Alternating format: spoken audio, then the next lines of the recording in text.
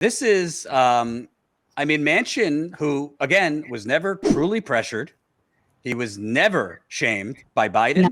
He was never, there was no scorched earth from Bernie, the squad, any of them against Manchin. I want to read this to you. This is from a CNN reporter. Just caught up with Manchin, who set a very high bar for passing chunks of Build Back Better. In short, he wants to see inflation, COVID, and the national debt dealt with first. Also said they'll be starting from scratch, and his December offer isn't on the table, whatever his putrid December offer for Build Back Better was. Quote, the main thing we need to do is take care of the inflation, Manchin said. Get your financial house in order. Get a tax code that works and takes care of the pharmaceutical that are gouging the people with high prices. We can fix that. We can do a lot of good things. Manchin added that Washington first needs to, quote, get your financial house in order. Get this inflation down. Get COVID out of the way. Then we'll be rolling. We'll be rolling this new gilded age we live in. Rolling, I tell you, if we just get inflation and the debt taken care of. Quote, we will just be starting from scratch, Manchin said, adding that it will be a clean sheet of paper.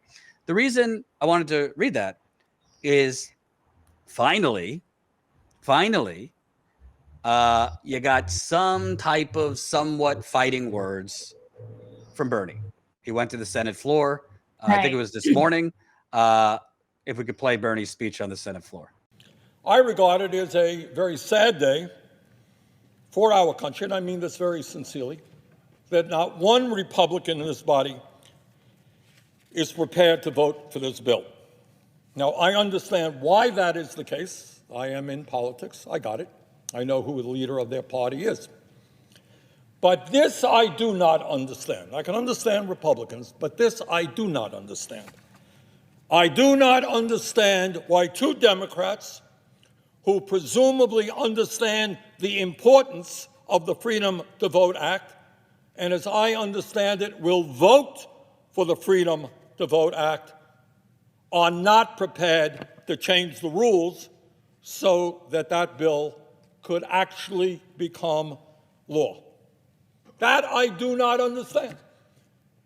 If you think this bill makes sense, and if you're worried about the future of American democracy, and if you're prepared to vote for the bill, then why are you wasting everybody's time and not voting for the rule change that allows us to pass the bill? You know, it's like inviting somebody to lunch, putting out a great spread, and saying you can't eat. If you're going to vote for the bill, vote to change the rules. Mr. President, if we can change the rules to prevent a default on our national debt, if we can change the rules to confirm Supreme Court justices, we can certainly change the rules to save American democracy. That just really put me in a good spot because I could imagine like Bernie Sanders at my temple when I was a kid. This is a really great spread. This is a great spread. After Saturday service, I mean, I wasn't religious. I didn't do that. But, you know, bar mitzvah and stuff. I want to nosh on these locks. You know, this is a great spread. So that was funny. But can I tell you something? Honestly, where the fuck was this Bernie Sanders 7-8 months ago? I understand there's a pandemic going on. I don't want him traveling the country, you know, during Omicron and Delta and all these things. But he didn't hold back there. He called them out specifically. He said, I would like him to add in their donors. Maybe we could move to that. But It just seems like that was a somewhat more aggressive tone. Yeah, but it was. Where was this from Bernie 6 to 7 months ago when it was very clear these two are not going to work for any of this? It was very clear that Biden was not going to fight them. Where was Bernie galvanized? Because the squad and elective progressives do follow his lead in large part. Like where was this Bernie Sanders 6-7 months ago? Frankly, where was this Bernie Sanders calling out Biden for not calling these two out? And again, it wasn't just these two. Manchin and Sinema are the faces of the obstruction, but there's other Democrats that agree with them, but just wanted them to take the fall. But to me, again, it's kind of like the campaign a little bit. He know, like, Is he this naive that he thought if I just worked diplomatically with Biden, that was going to get things done? Of course not.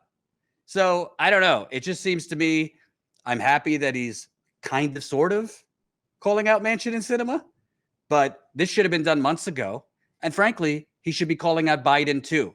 If Biden is not going to call those two out and he's going to do quick digs at you, well, I'm not a socialist. I like him though, wink, wink. What do you have to lose at this point? Your thoughts? I agree with that. I mean, listen, there's part of me that always thinks that Bernie is sort of not super aggressive that way by nature. Like he tends to be more soft glove in the way he approaches things. And I also tend to think that he thinks the best of people, even when he shouldn't. Like we've seen this time and time again where he's polite back. I do wish that this guy would come out more often. I like this guy. I like it when he gets aggressive and he's angry because he's very good in that role. The other thing also is, you know, at a certain point,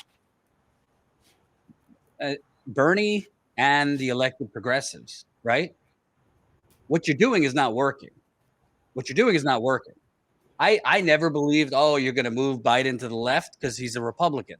But I did believe with enough pressure, you might buckle his knees enough to get some things done. But if you're not going to publicly go on a public pressure campaign against Manchin and Sinema, but more specifically Biden, why isn't Bernie and other elected progressives right now aggressively calling him out? I don't know. They should be. Canceling student loan debt. Yeah. You could be taking executive action on healthcare. You could be doing all these things. The strategy thus far of not doing that and working diplomatically with him inside the coalition has gotten you where Biden in nationally televised press conferences snickers at you. So, and also you have the added benefit if Bernie, other elected progressives, and no, I'm not naive. I'm not expecting it. I'm calling for it, but I don't expect it. You also have the other benefit of activating your very deflated progressive base. I do believe progressives are still ready to go, but they need the bat signal from people like Bernie, other elected. They should be going scorched earth at this point. The Democrats are going to lose anyway. The Democrats are going to lose anyway against Republicans. So why aren't you right now going scorched earth against Manchin? Colin, if we could put it up, why isn't Bernie pointing out, I don't want to hear from Manchin about inflation or fiscal responsibility because this deadbeat owes his brother $1.7 million. Do you know this? I do know his brother, Manchin's brother, just sued him for not paying back a $1.7 million loan. So Manchin owes his own brother $1.7 million. And he wants to lecture on getting our fiscal house in order and an entitlement society. Not to mention Manchin's daughter. Can we talk about that for a second, Jordan? Because this is what blows my mind. He's blaming everything on inflation, like inflation's the boogeyman once again. You know, the price pressures that we're now seeing in the economy have nothing to do with entitlement programs or any of these things. It has to do with the supply chain problem related to COVID. Let's not make this the boogeyman of not doing anything properly for the working class or voting rights. I mean, are you kidding me? And corporate price gouging, because corporations are price gouging.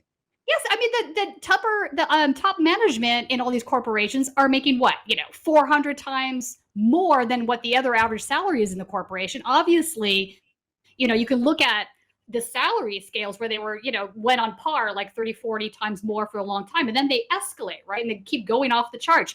So the money is there. What needs to happen is the guys at the top get a freaking shave off of their salaries, or they get less stock options and what have you. You don't have to raise prices in order to increase wages for the working class. This is a bullshit argument. Those models don't work anymore. They're broken. You can have Steve on tomorrow to talk about this, right? But it's really remarkable to me that that's the boogeyman right now. Everything out of his mouth is inflation. It's like, come on, man. Right. It doesn't work anymore. Nobody believes that shit. Nobody believes in trickle down. Just stop.